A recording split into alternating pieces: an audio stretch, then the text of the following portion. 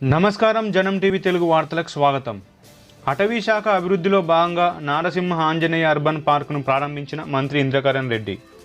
తెలంగాణ ముఖ్యమంత్రి కేసీఆర్ చేపట్టిన అరుణోద్యమంలో భాగంగా తెలంగాణ పచ్చగా మారి నశించిపోయిన అడవులు పునర్జీవం అవుతున్నాయని అన్నారు అటవీ పర్యావరణ శాఖ మంత్రి ఇంద్రకరణ్ రెడ్డి.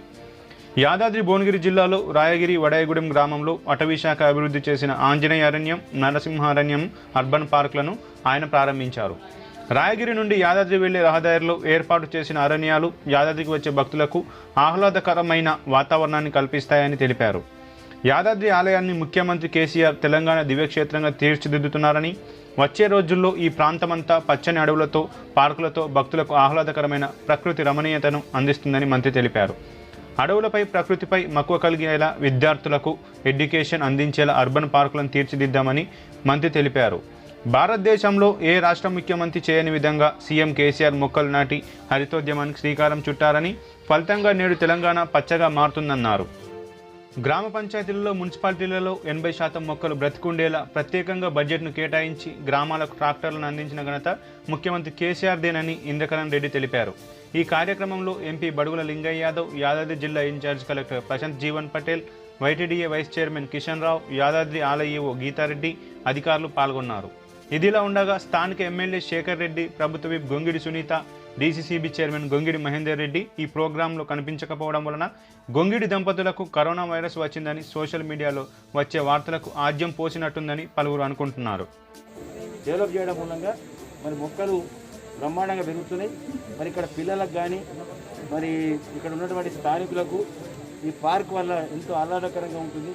పిల్లలు కూడా చెట్లు, ఏ చెట్టు పేరు ఏమో తెలియదు, ఆ చెట్ల దగ్గర మరి పేర్లు రాసి పెట్టి, అదేవిధంగా టాయిలెట్స్ కానీ, తాగునీరు కానీ, కొన్ని ప్రోగ్రామ్స్ కానీ, వాటర్ ఫాల్ కానీ ఇవన్నీ కూడా ఏర్పాటు చేయడం జరిగింది.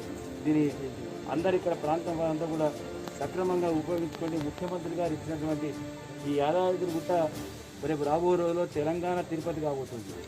మరి ఇక్కడ మా కిషన్ రావు గారు వచ్చినారు, మా సిసిసి మేడము శోభా గారు ఉన్నారు, అధికారులు, మండల అధ్యక్షులు, జడ్పీటీసీలు, మున్సిపల్ చైర్మన్లు, ఎంపీటీసీలు, మరి ఇతర అధికారులు అందరూ కూడా ఉన్నారు. ముఖ్యంగా దీనికి చంద్రశేఖర్ రెడ్డి గారు ఇన్ఛార్జు, ఇతర ఫారెస్ట్ అధికారులు వీళ్ళందరూ కలిసి దీన్ని డిఎఫ్ఓ డివి రెడ్డి గారు ఇదంతా కలిసి ఈ విధంగా తయారు చేయడం మూలంగా నిజంగా కూడా ఇక్కడ ఏమి లేనటువంటిది మనం చూస్తుంటే ఒక అడవిలాగా తయారైపోతుంది. ఒక 3-4 సంవత్సరాలలో మరి ఈ ప్రాంతం అంతా కూడా అడవులు లేవు. దీన్ని మనం అన్ని పోగొట్టుకున్నాం. మళ్ళీ మనమే ఒక ముఖ్యమంత్రి గారి యొక్క మరి ఏ విధంగా అయితే నిర్ణయం తీసుకున్నారో దానివల్ల మళ్ళీ అడవులను కూడా మనము పునర్జీవనము చేయాలని చెప్పి, అడవులు ఎక్కడైతే నశించిపోయినాయో దాన్ని పునర్జీవనం చేయాలని చెప్పి కార్యక్రమం తీసుకున్నాం. మన ఆదిలాబాద్లో కూడా పెద్ద ఎత్తున పునర్జీవన కార్యక్రమం తీసుకున్నాం.